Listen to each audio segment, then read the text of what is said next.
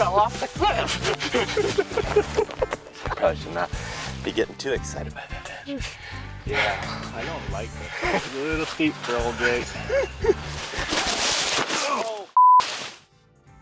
Alright everybody, before we get into the video, real quick, wanted to let you know that we have a spring sale on our website right now where everything is on sale up to 50% off. So if you've been eyeing anything on the website, right now would be a great time to save a little bit of money. Also, the last time that you saw Keith and I, we were hunting with our buddy Connor in Ohio, and we hunted 2 more days with him before he left. And the best action that we had was when we chased gobblers all morning, got down to the last 10 minutes, and ended up bringing in 3 jakes.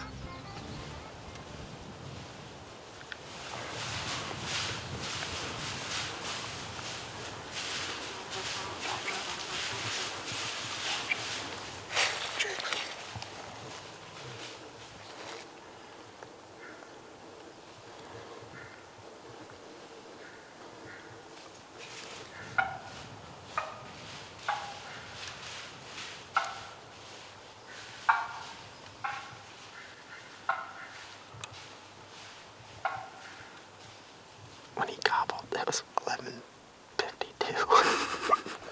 It's the final night. They started coming like straight up at me, and I just ran back, and I just heard them and they were like right up above me, like 8 yards away from me, and then they just pitched off. I just saw Mike Chamberlain post I was telling you about it, where his post was that essentially jakes can't breed hens. So I was like, well, you know, if I have the choice ever, I say no. Yeah. And he was like, I was hoping you said no, but it's like, I didn't really want to shoot a Jake, Yeah. to be honest. Yeah. you're a bigger bird type of guy. I was hoping that it was like you had the shot and called it off. Like when I saw him, or when I saw that it was Jake's, it was like, okay, that probably means. That has been put in the last 3 days. Oh yeah. It's not Jake worthy. We're trying. The whole morning we thought we were chasing a tom, but lo and behold, it was just a group of jakes. We left camp there in Ohio, Connor headed back home to North Carolina, and then that's where the story of this hunt takes place for Keith and I. So we're gonna kick it over to being on the road to Indiana. After a series of unsuccessful hunts in Ohio, Keith and I packed our stuff up, headed west to go meet Jake, Ted, and Nick in Indiana. We got there late on the night of the 24th and woke up to a lot of hunting pressure. The very first thing that happened to us was we had a couple of guys pull right into the spot we were at and walk right on by. So that kind of killed our morning plans. We drove around and just proceeded to see a whole bunch of trucks. You think he's turkey hunting? Oh, I was hiking. Right in our plan Z, reset the alphabet, and just when you thought, man, there couldn't be any more, boom. There's another one. I guess it should have been a sign this morning when people parked right on top of us that it's like, season's here. The most hunters I think I've ever seen in my life. Really? No joke, I haven't found a piece without people on it. We did hear one get shot in the hole that we were going into this morning. Might as well go get lunch. That's what we're doing. We've committed. That's where we're headed. So in order to let the pressure kind of die down, we decided to go get breakfast with Jake, Ted, and Nick and head back out that afternoon. Anymore, we're just hitting these calls like this. It's the laziest version we can do. So call me kind of just wants to curl out the window. We decided to try several different pieces that were a little bit smaller where maybe people weren't focusing on those areas as much. A little bit before 5 o'clock, we were standing at the truck and we heard a bird gobble up in the timber. That way. Good ways away, like 550 yards away. We still had several hours left, so we started working our way in towards the bird. Eventually he gobbled again, so we started calling to him and made a setup and got him pretty fired up for a little bit.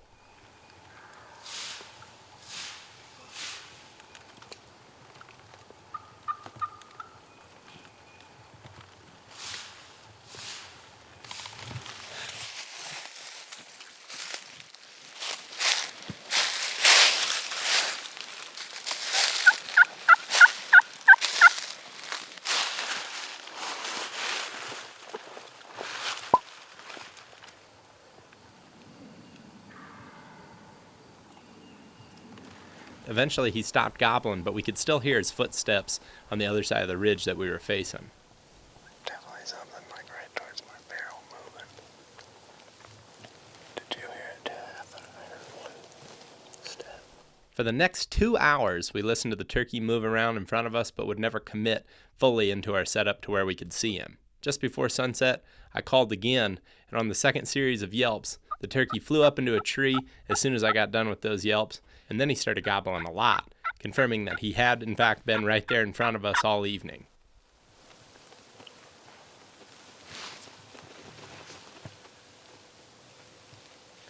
That turkey just fly up the roof. Yeah, it sounded like it.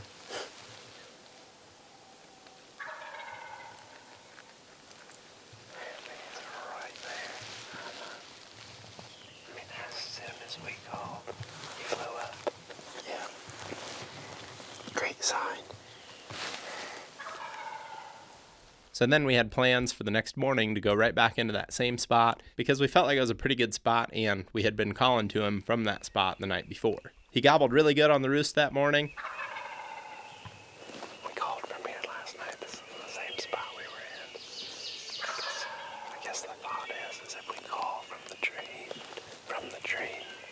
the little yelp, maybe that'll, make him remember that we're here. He's blown it up over there. Might just try it.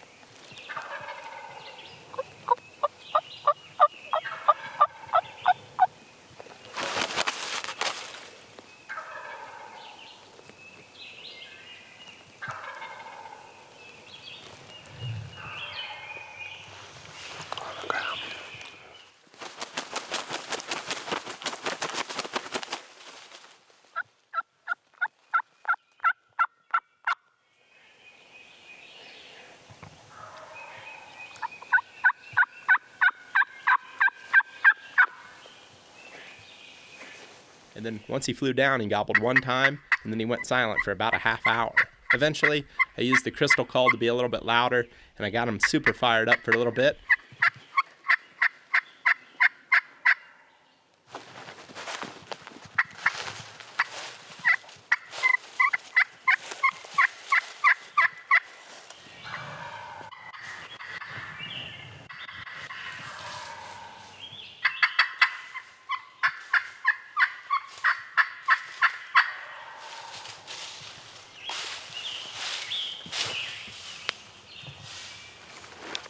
We were thinking that he was going to come in, but then he ended up circling up and around us off to our hard right, so we knew we needed to make a move.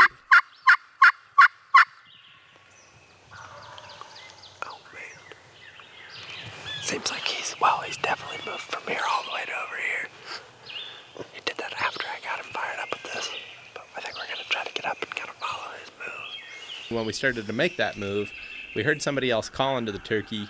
I tried to go find the hunter, that way I could tell him our game plan and keep things safe, because the piece wasn't very big and I didn't want to be facing each other calling to the same turkey. But I could never find the hunter. So because we couldn't communicate our plan with the other hunter, we decided to call it quits on that bird, cut our losses, and go back to the truck. Then when we made it back to the truck, we found out that there wasn't just one other person in that piece.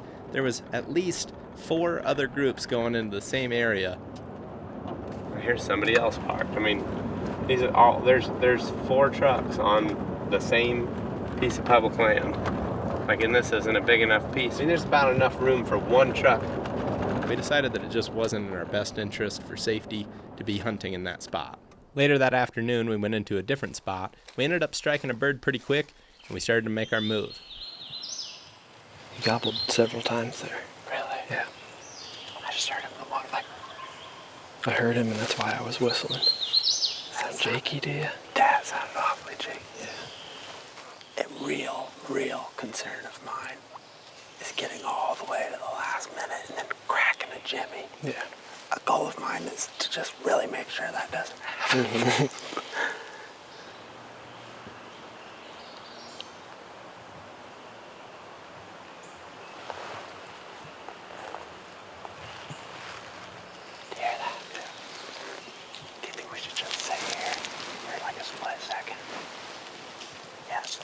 Just slow.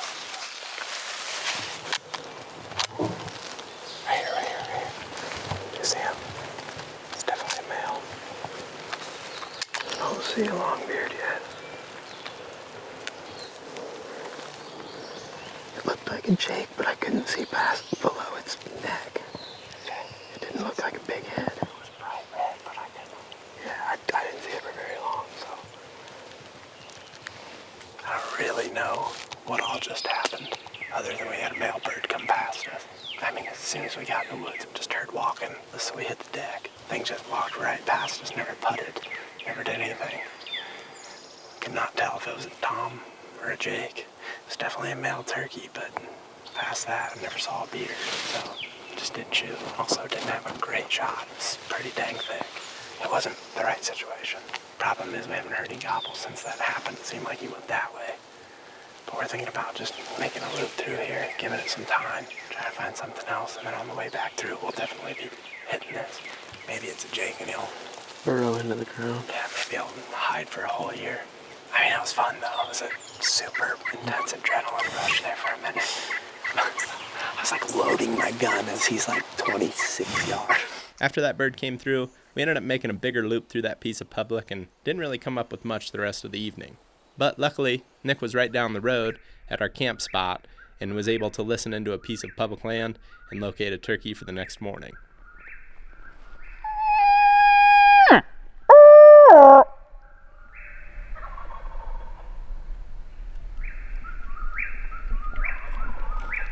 We'll walk back out up to the top.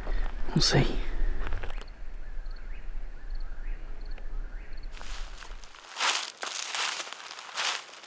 down and kind of use that terrain, or do you think it matters? I don't think it matters too much, but I think if we do that, we can do it fast. Yeah, let's just do that fast. I feel more confident it gets down on this level rather than down.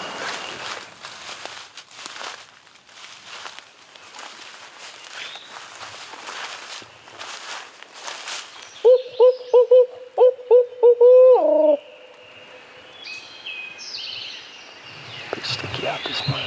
Pretty good for the glasses. As close as we already are to him. I'm like, Ben's gobbling here the next few minutes. I just.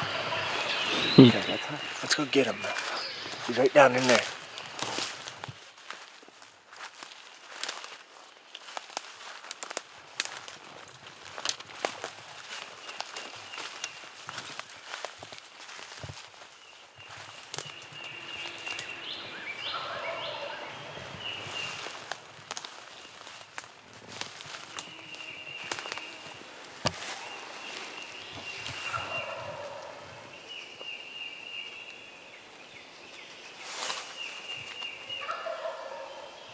Sounds like he's eye level with us. I'm not too worried about him seeing us, really.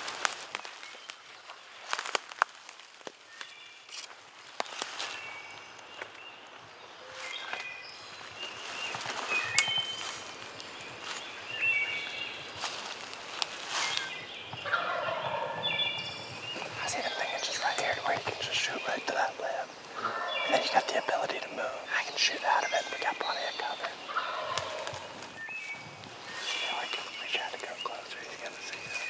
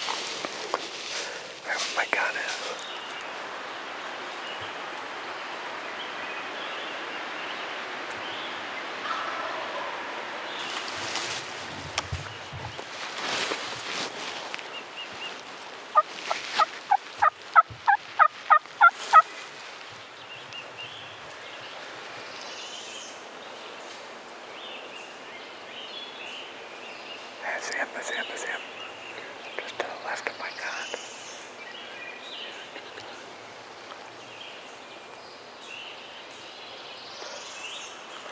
We got him. Tell me when you're gonna shoot. I will.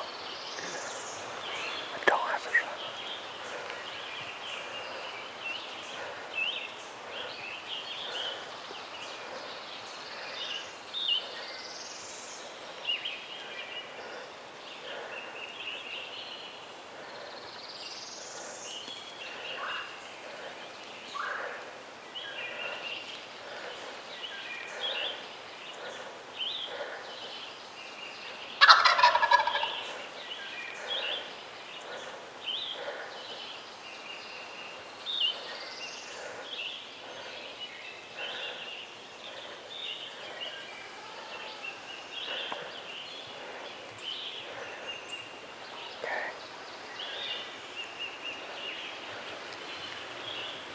Got him there.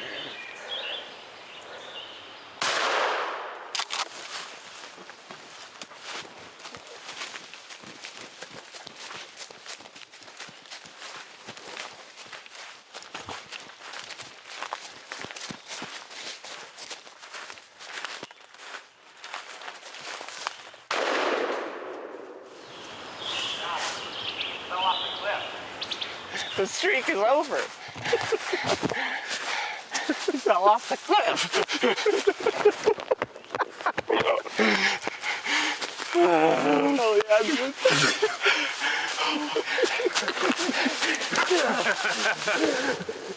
Is that about how you figured it'd go? He fell off the whole thing. I shot. Yeah, dude, look. Look at Don't even like going so speed.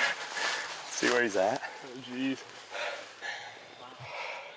I think that helped speed the process. Did you shoot him down there? No, I shot him. Shot him again up there. Shot him again right there. That second shot, I just kind of needed to make sure. Did he just disappear right when you guys shot? Like, did He went jumped up, and rolled, and I was like, "That's not good." But I think I hit him hard. I thought I saw him laying right there when I stood up and realized he wasn't there. I probably should not be getting too excited by that edge. Yeah, I don't like this, believe it or not. It's a little steep for old Jake. That was so sweet, you So guys. what happened? Like all of a sudden he was just Standing there strutting. really. Yeah, like. So he was just over, I guess. Huh? Oh, I think he was just barely over when he was gobbling. And then he gobbled right when that wind was going, and it seemed like he had maybe turned. But like we shifted a little bit, and I think that, probably made just enough scratching. It reminds me of that Maryland hunt I had with you, where it's just like you're right there with him right off the roost. They can be just over, just the littlest lip, and like Yep. be within range. Oh yeah. When he was gobbling there, he couldn't have been 40 yards. Like Hudspur didn't break the other day. Yeah. Like he just held his ground. He popped his head up a couple times, I guess, but never where either of us could have shot at him. I think Luckily this one did. He probably hasn't been getting messed with too much back in here. yeah, I mean, these cliffs are like between him and a lot of that access. We had that edge that he could come up to between basically the hardwoods and those planted pines that are in that flat spot. Did you guys hear him fly down at all? Uh-uh. I guess he's probably just right in one of these. Maybe even in that second one, I don't know. Keith goes, "I'm on him whenever," and I was like, "Ah," and then he just went. I'll be excited to go look at what it looks like over there. Now we've shot a buck that fell off a cliff, and now a turkey that's fallen off the cliff. We gotta look it up and see how many days Keith and I have hunted together. It's been a lot of days since we've actually got one together, considering I didn't hunt with you at all last year because of the knee. Yeah, April 27th, and we've been hunting together since the first. Probably been about 20 days. Dude, the curse is broken! You're about to start thinking you're forgetting how to do it, I think one thing that we haven't dealt with at all this season is so much mid-story leaf cover, because we could keep moving into them this morning, and I'd felt pretty dang confident about that, where I haven't really felt that way this year yet. Yeah. Edge, right next to some super pretty woods. He's just inside that pretty woods. We're on the edge. And then sun come up, and then sun went down. Oh, that was sick. I can't imagine that helped him much. Big bird? Hey, he's big enough. Man, it's neat back in here. He gobbled right before you shot him, didn't he? Pretty soon before. Yeah, he was saying words to us. He was also saying things like, when you're struggling like we were, the hardest part of that is not getting angry. And we definitely had our moments, but for the most part, we're staying pretty positive. And when we were getting in situations where we were trying to make moves, we were staying relaxed and we weren't rushing or panicking. Sometimes it seems like nothing can go right, but I mean, you're just out hunting. It's not the end of the world. You just gotta laugh about it. Yeah, and also like you're out here doing something that you've learned a lot about in the past. You didn't ever forget those things. Sometimes just little things go wrong, and I mean, the hope is now that it'll turn around, but maybe it'll be another 20 days before we get another one. Either way, I mean, it's mornings like this that keep you coming back. At least we got one. Yo, cliffhanger. Yeah, we knew it was gonna be awesome when it did happen.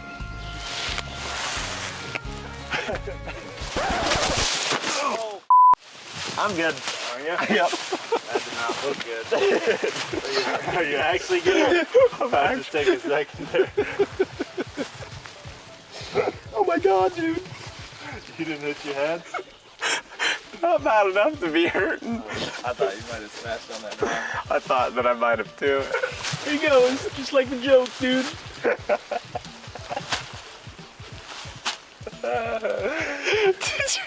I think so. It's just like in the background, like filming feathers, and you're just like. Maybe we should just get somewhere safer. Yeah, no, I'm sorry that I just did that. That was really stupid of me. As soon as I took the first step back, I was like, you're going off something that you don't know how big it is. I just remember prepping myself for like way more. Somehow I started rolling on this, so. Turkey fell off the cliff and then Zach fell off the cliff. We had to carry them both out. And then I just pretty sure I just broke a pretty big log that made everything sound worse. I'm sorry that I did that. I shouldn't have. I mean, it's funny now, but I definitely should have been more careful. Oh! Oh! Oh!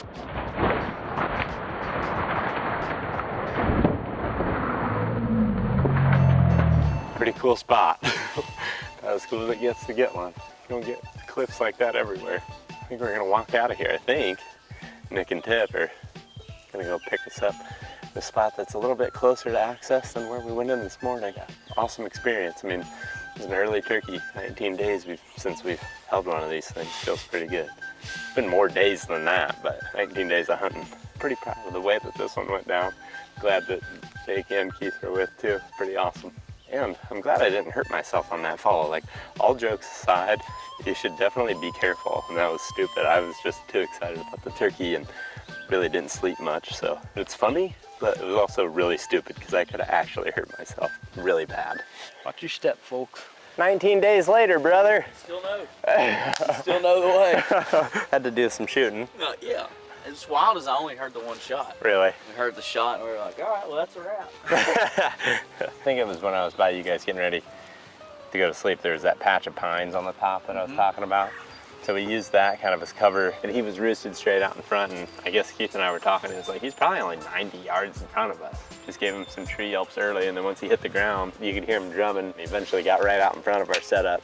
How long do you guys think he was hung up for? I don't know. Felt like it was forever, but 15 minutes. Yeah. Cold, right when it was real windy. And then like a second later, he popped up. You could just see him standing there strutting. He was actually there for a little bit, but I felt like our cover was like pretty phenomenal. Yeah. But he just stuck that neck out enough. And I shot, and I saw him go way up in the air and roll backwards, and I was like, every time I've seen that, it's not great. Yeah. But then he like got his feet up under him again and started flapping, and I shot again. He just kept going, and he went right over the cliff. And he was dead down there? Oh yeah. And once I got up there, I just walked up there and held the gun on him for a second. And he just didn't really move at all. Just like where we were walking along yesterday, one of those. Just Yeah. like right off of it. Well, hell yeah. Yeah, man.